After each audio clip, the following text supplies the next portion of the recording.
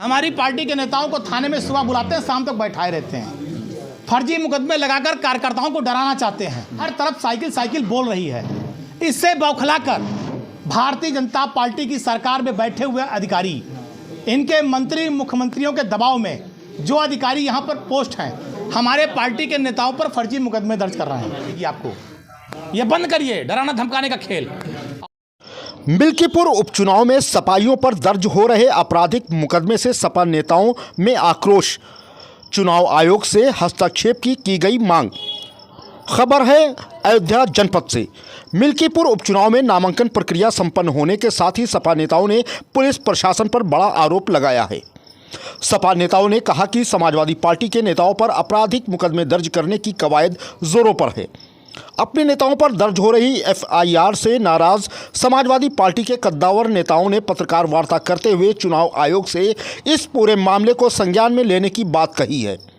पत्रकार वार्ता के दौरान रुदौली के पूर्व विधायक व पूर्व राज्य मंत्री सैयद अब्बास अली जैदी उर्फ रुश्दी मियां ने कहा कि समाजवादी पार्टी के जिन नेताओं पर मुकदमे लिखे गए हैं, उन पर आज तक कोई भी आपराधिक मामला दर्ज नहीं हुआ है।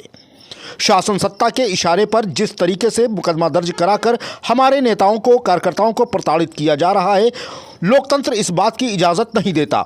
वहीं पूर्व राज्य मंत्री तेज नारायण पांडे पवन ने कहा कि समाजवादी पार्टी के कार्यकर्ता सरकारी तंत्र के इस गीदड़ भपकी में आने वाले नहीं हैं और न ही डरेंगे।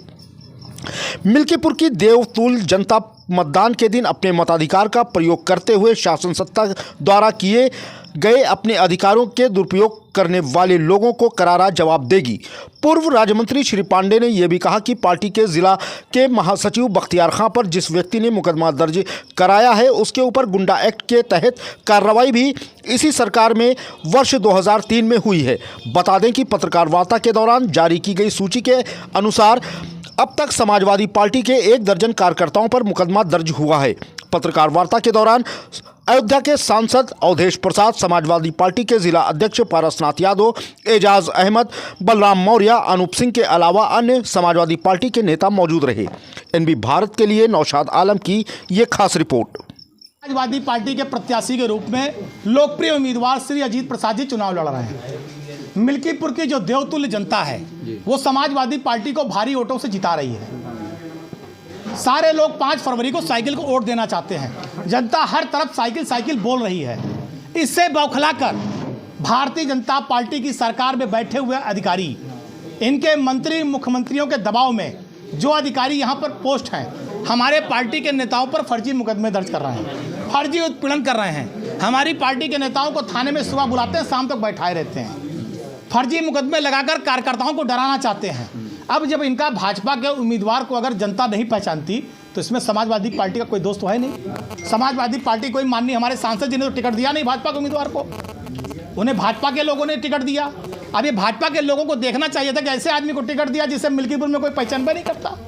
अब वो अधिकारियों पर दबाव डाल रहे हैं कि अपने विद्यालय में बुलाओ, इनको पहचानवाओ, दरोगा साहब इनको बुलाओ पहचानवाओ, सीओ साहब इनको बुलाओ पहचानवाओ, सीएमओ साहब आओ इनको पहचानवाओ, लेखपाल एसडीएम आओ और भाजपा के प्रत्याशी को पहचानवाओ। अब जनता नहीं पहचानना चाहती तो उसमें सपा का दोष नहीं है, ये उनके अपने कर्म हैं। भ्रष्टाचार, लूट, थाना, तहसील, अस्पताल सब लूट का अड्डा। मिल्कीपुर की जनता जिस तरह से ठगी जा रही है, लूटी जा रही है। सारे थाने लूट का अड्डा, अस्पताल लूट का अड्डा, तहसील लूट का अड्डा। जनता ठगी जा रही है। जनता ने मन बना लिया कि 24 के लोकसभा चुनाव में श्री अवधेश प्रसाद को जिताया भारी वोटों से, उससे ज़्यादा वोटों से उपचुनाव में अजीत प्रसाद को जिताएंगे। अब इससे अधिकारी भौकला गए हैं, मंत्री जी संयम खो दिए हैं, तो कार्यकर्ताओं पे मुकदमा दर्ज करा रहे हैं। हमारा सिर्फ इतना कहना है निर्वाचन आयोग से, हमारा कहना है फैजाबाद के सम्मानित जिलाधिकारी जी से कि जो लोकतंत्र की गरिमा और परंपरा है, निष्पक्ष चुनाव होना चाहिए। अगर ये सारे जितने लोगों पर मुकदमे दर्ज हुए अपराधी थे तो पहले दर्ज कर लेते मुकदमा। अब 80 साल के बुजुर्ग हैं बेचारे, राम बहादुर यादव जी विद्यालय चलाते हैं, महिला डिग्री कॉलेज में मुकदमा दर्ज कर दिया। बख्तियार भाई हमारे महासचिव हैं, आज तक एक भी मुकदमा नहीं, अब इन पे मुकदमा दर्ज कर दिया। जिसने मुकदमा दर्ज कराया वो गुंडा है, उस पर गुंडा एक्ट लगा हुआ है, भाजपा सरकार ने लगाया 2023 में। कई हमारे प्रधानों पर मुकदमा बुलाकर थाने में बैठाते हैं, कार्यकर्ताओं का उत्पीड़न करते हैं। तो मिल्कीपुर की देवतुल्य जनता और सपा के नेता कार्यकर्ता इस गीदड़ भपकियों से डरेंगे नहीं आपके कि आप मुकदमा दर्ज कर देंगे, डर जाएंगे। आप लोकतंत्र की हत्या कर रहे हैं। हम अधिकारियों से कहना चाहते हैं लोकतंत्र की हत्या मत करिए। जो इस लोकतंत्र के मंदिर की परंपरा है, उस परंपरा को बने रहने दीजिए। निष्पक्ष चुनाव होने दीजिए, जनता का फैसला आने दीजिए। डराकर धमकाकर मुकदमे लिखकर चुनाव मत कराइए। इससे कोई डरने धमकाने से कोई नहीं। इससे अगर आप हारने वाले होंगे 50,000 से, तो मिल्कीपुर की जनता 1 लाख से हरा देगी आपको। ये बंद करिए धमकाना धमकाने का खेल। और 8 फरवरी को रिजल्ट आ जाएगा।